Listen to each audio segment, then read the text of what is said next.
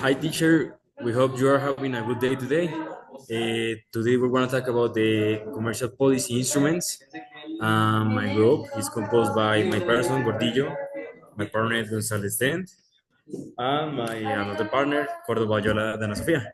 So we are going to explain the different instruments that is commonly used in the commercial policy in order to prevent and help the nation.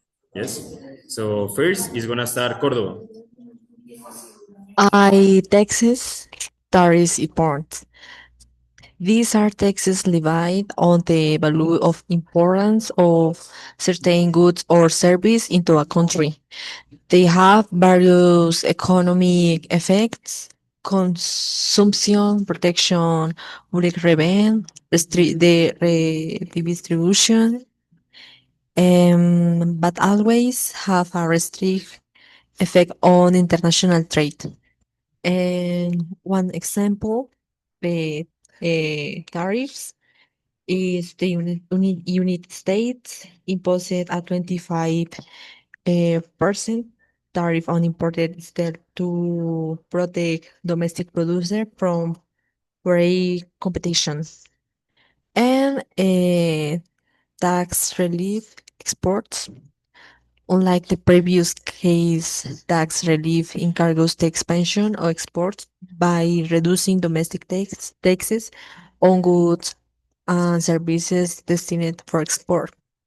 And in relation to those levied on importance or on production destined for the domestic market, and this is equivalent to a reduction in production cost. It therefore has the effect of expanding foreign. And one example tax relief is the government granted tax exemption to companies that invest in renewable energy projects.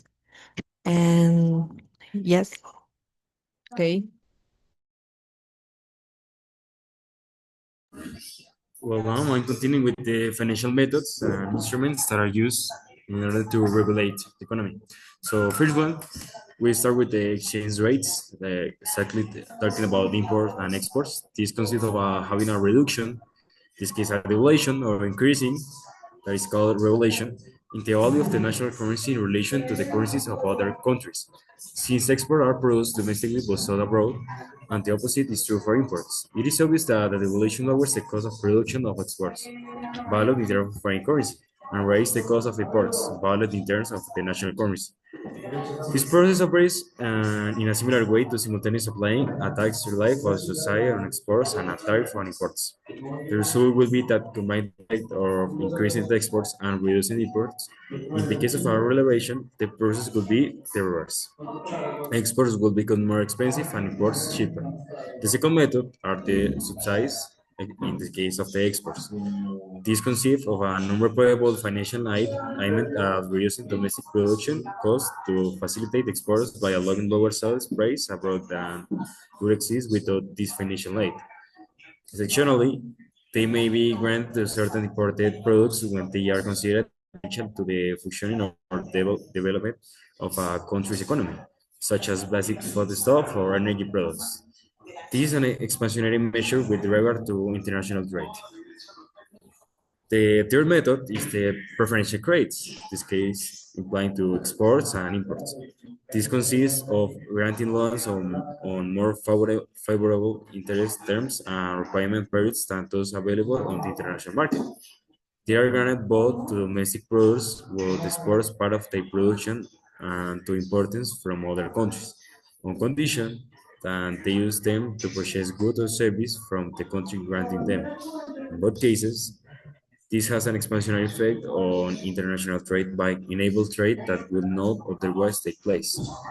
And now, my partner González Ten is continuing with the next methods and instruments. Good night. I'm going to talk about legal and administrative quotas or quantitative restrictions. These are limitations imposed by national governments on the quantities of a given product and that can be imported. This means that quotas do not affect the exchange price, but greater the quantities imported, regardless of their price. 2.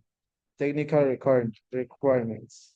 These are the technical requirements that national governments impose on imported products in order to bring them into line with the technical requirements established for domestic producers. Many of these technical requirements are often motivated by health policy, consumer protection, or environmental protection considerations.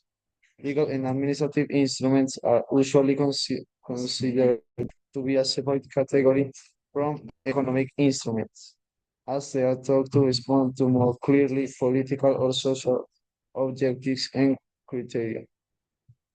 Even though they have very clear economic effects on trade. In any case, countries that are more openly in favor of free trade tend to orient their trade policy toward the progress reduction of protectionist economic measures. But at the same time, they promote legal and administrative measures that are more difficult to evaluate directly in terms of their impact on foreign trade and, of course, easier to defend with non-economic arguments. Consumer protection measures, health measures, labeling after sales service, etc. And thank you for watching and paying attention to our explanation about the different instruments that are used in the commercial policy. Uh, Goodbye and have a good day.